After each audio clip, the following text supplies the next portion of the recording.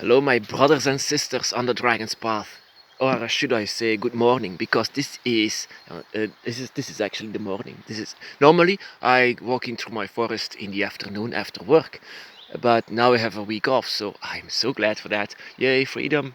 Finally. So yeah, even have my bottle of milk with me. It's not cow's milk, it's soy milk because I don't want to support this industry. It's a very very cruel industry. If I look back at it, if I look back at my childhood, I was a very innocent child, very innocent. If I look back at it, um, I didn't even think that actually meat was made out of real animals because I didn't think that humans could do such a cruel thing. What you have to know about me, I always condemned the horrors that was against nature or animals or everything that couldn't defend themselves.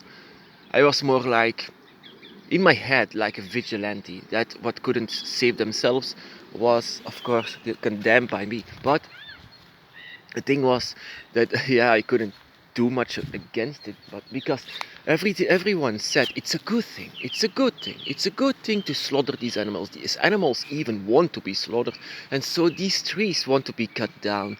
It's okay because God gave it to us so we can make use of it. Hmm.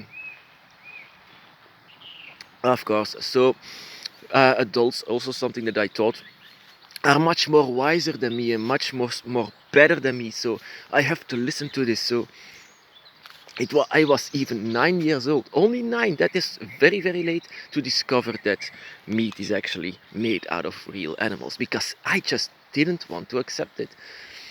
Um, back in the day also, I wanted to let it down. I didn't want to support interest industries like this. I didn't want to support massacre, murdering. I didn't want to support killing my trees, killing all the trees. I mean, I didn't want this. But my parents and everyone around me said, no, no, no, you should support this because it's good. It's good. You see how this works. It's you, and eventually the further you go, the more you will lose your own idea, your own vision of this world.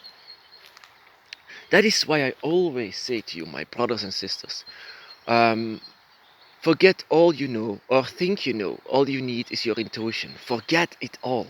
Forget what they have told you.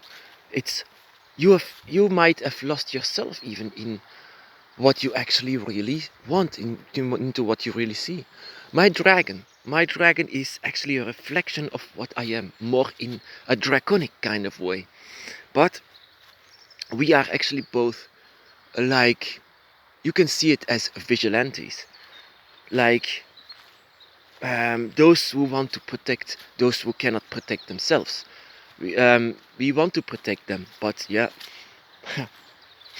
So I wasn't able to do so back in the day, but now I am trying to do this through dragon magic, to protect them. I want to show these forests um, for who this forest is meant, and that is actually for my dragon, because I opened up a gate in every forest here so that the dragon could be there for every horrible thing that humans would ever do in this forest, that my dragon can stop it.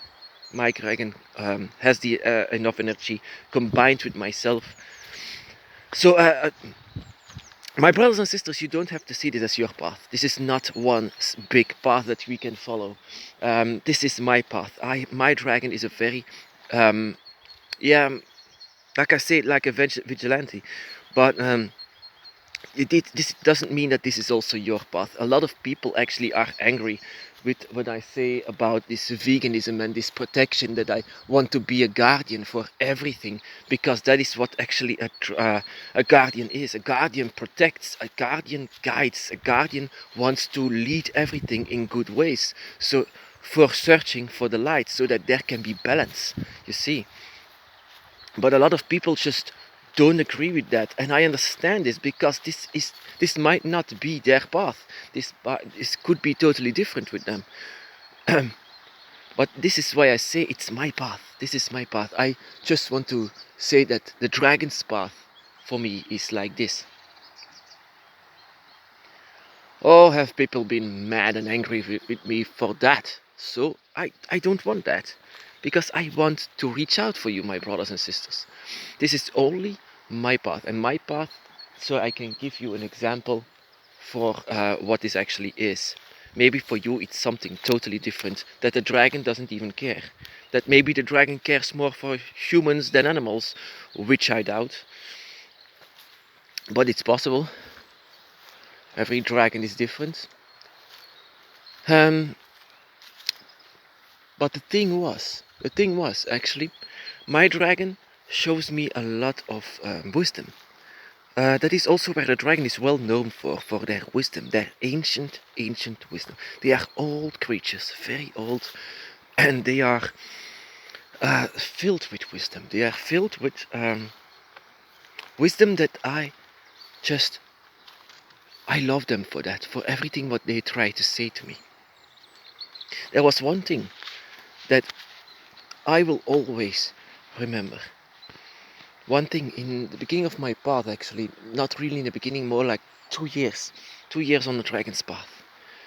And that was, from the dragon you are actually never really certain what they want to say, but I felt this in a telepathic way of what the dragon is trying to tell me.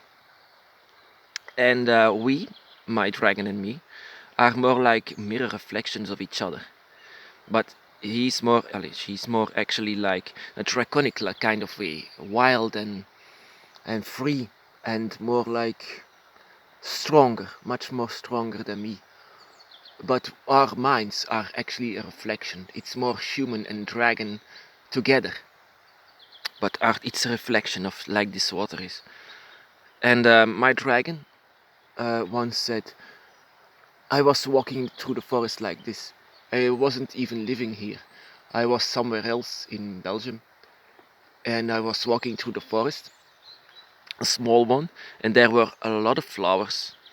And my dragon hold me. I mean, it was like just giving me a little push in my chest so that I could stop. That was very surprising, because a physical moment like that was something never to forget. Well, like what? And so the dragon said to me, "Look at this flower, my brother. I mean, look at this flower. I mean, the sorry that I say this. I say this all the time, but it was not in these words. I just have to remind yourself. It's a telepathic way. The dragon just wants to think something and actually says something in a draconic tongue. So, if you understand the dragon, it's not in a human way. It's always translated in your mind, in your draconic mind. And this, what the dragon is saying. Look at these flowers. Look at the beauty of it. It's made out of our scales, it's made out of our skin, it's made out of our teeth and claws. Look at it.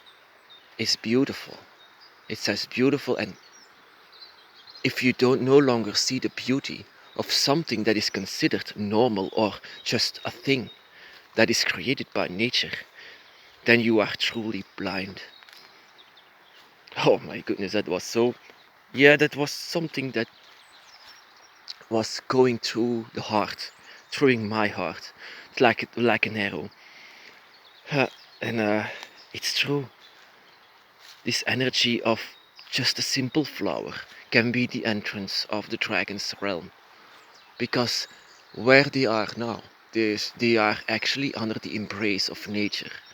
It's always well known that the dragon has this connection with the four elements. Later on, it's only becoming known that they breathe fire, but it's actually all the four elements. Because fire was very misunderstood because of the story of Fafnir, and of course the Christians, yeah, it's only fire because hell. No, it's the four elements. They are actually daughters and sons of Tiamat, which now lives on inside of the earth, together alongside with the waters of Leviathan, the air of Quetzalcoatl, and the fires of Fafnir. It's all four, it's always four, it's the four elements.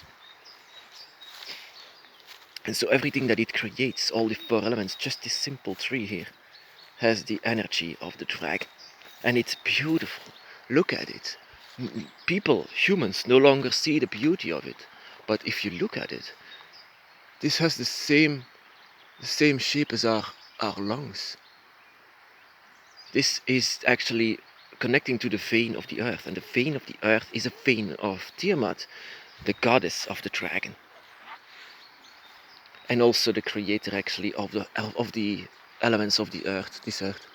So if you have a dragon by your side, feel these elements, feel these compassion also. I mean, maybe you can feel it, maybe I'm not sure, but I know that dragons are connected with nature very, very much.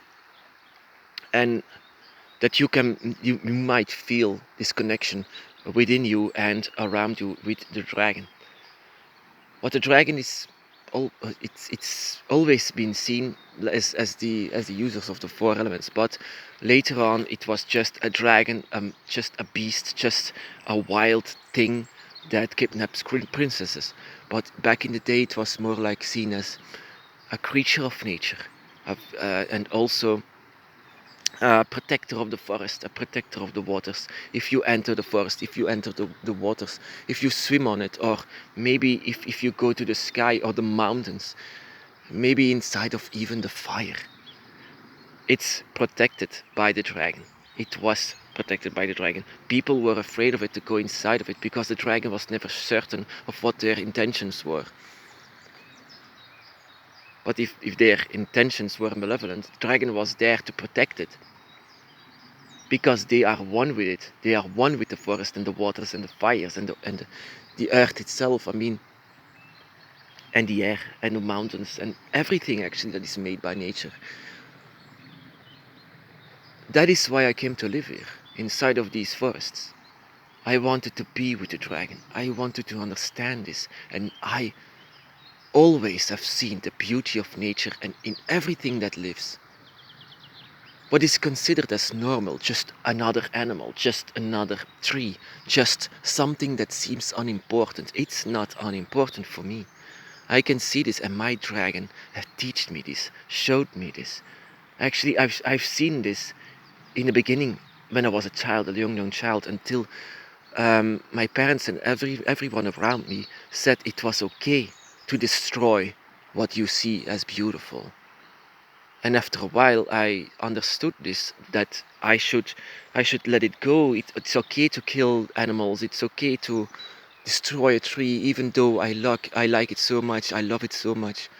Then the dragon said, "No, it's not okay, because that is not you.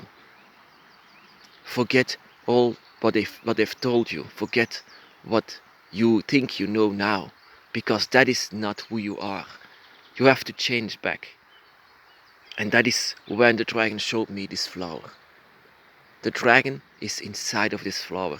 It's as beautiful as nature itself. And then I finally understood what it is. That is how beautiful the dragon's path can be. This philosophy inside of it. And it's all being set by the dragon itself.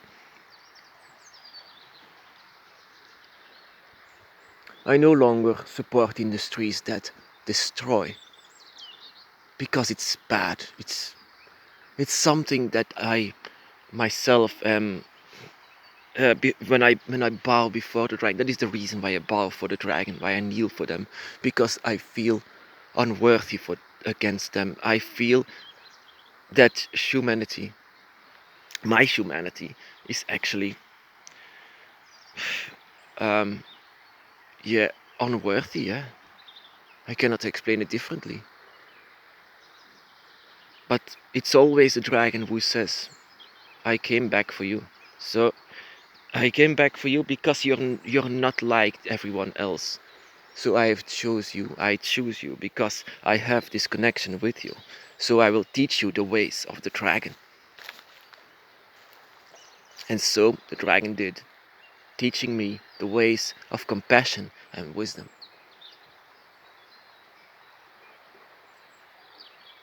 My brothers and sisters, be blessed.